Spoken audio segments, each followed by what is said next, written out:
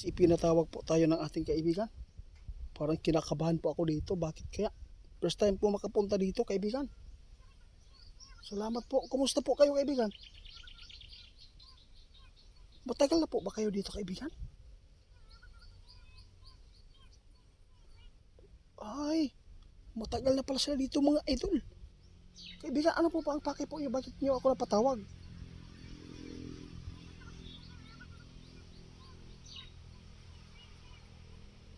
Diyos ko, guys, nagbabala muli si kaibigan, ha.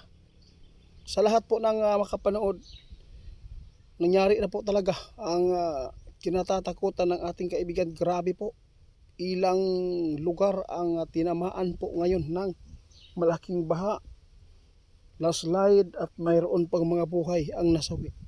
Nangyari na ang hinulaan ni kaibigan nung isang linggo. Isang linggo pa lang, mga idol. Hindi yan masama yung panahon yun. Pero hindi ako makapaniwala sa ipinapaabot ng ating kaibigan. Talagang totoo. Ngayon naman, nagbabala po si kaibigan.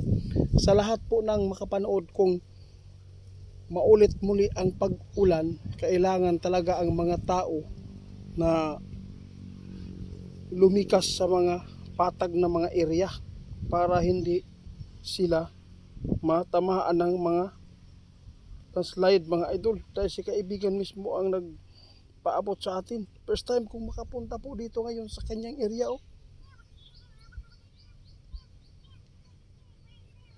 Oo nga, mga idol, naibabala si kaibigan na mayroon pang lindol na hindi pa nangyari. Ipinapaabot po ng ating kaibigan nung isang araw. Kaya sa lahat ng makapanood sa aming video, kayo na lang humusga kung maniniwala kayo sa sasabihin at impormasyon ng ating kaibigan. Basta kung sino man po daw yung mga malapit sa bangin o sapa, huwag po kayong magkampante. Kung magpapatuloy po ang pag-ulan ngayon, medyo bumubuti ang lagay, pero hindi pa natin alam dito, mga idol, dahil ang panahon natin hindi na po talaga maganda.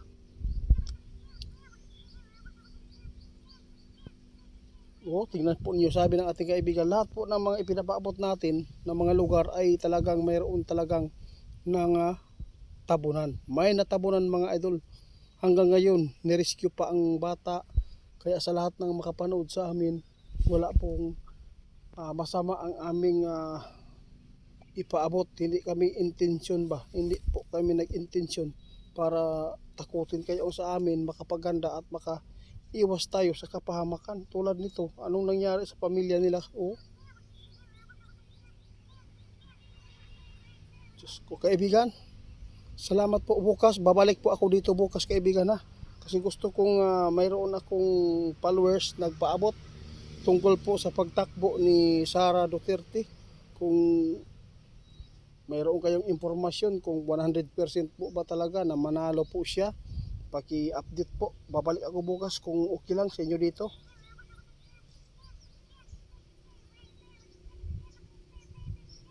Sige, salamat po, kaibigan. Guys,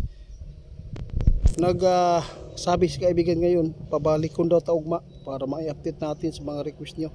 Sa lahat ng makapanood sa amin, ito po ang pakay ng ating kaibigan kung bakit tayo nakapunta dito sa kanyang area. Medyo malayo-layo po ito sa bahay namin, mga idol. Nagbiyahe tayo kasi dito pala si kaibigan, isa palang lugar itong tinitirhan po niya. Ito po yung kahoy dito. Grabe, kaibigan, salamat. Napakaganda po yung area po ninyo dito. Malapit na sa kalsada.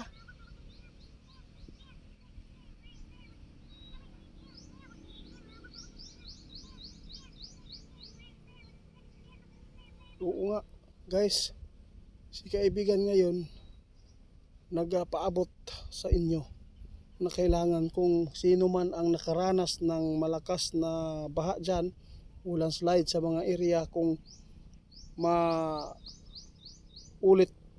uli yung nangyayari na grabe ang pag-ulan, kailangan po lumikas po daw ang mga delikadong mga lugar. Katulad dito sa amin, mga idol. Grabe, maganda po talaga ang lugar namin dito. Marami po talagang mga lugar na pwede natin mapuntahan at hindi tayo mapapahamak.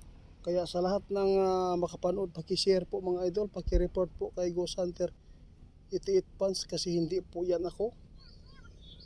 Oo, video ko lang po yun kaibigan. Ninakaw po niya.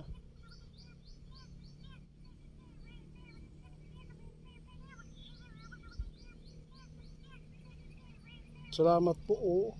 Guys, hanggang sa muli, kung mayroon mang ipapaabot si kaibigan, wag lang po daw kayong magsawa. Babalikan po natin si kaibigan bukas. Magtatanong tayo kung ano po ang mga impormasyon na kanyang maipapaabot sa atin. Kaya maraming salamat. Ito po yung lugar dito guys, napakaganda. Ito po yung tirahan ni mo kaibigan. Sobrang ganda din po pala dito. Maliit pa yung punso, hindi masyadong malaki pa. Oo, ingat po daw sa mga lugar na binabanggit po namin tulad po ng mga idol, yung lindol ha. Ingat po tayo dahil mayroon pang susunod daw dito.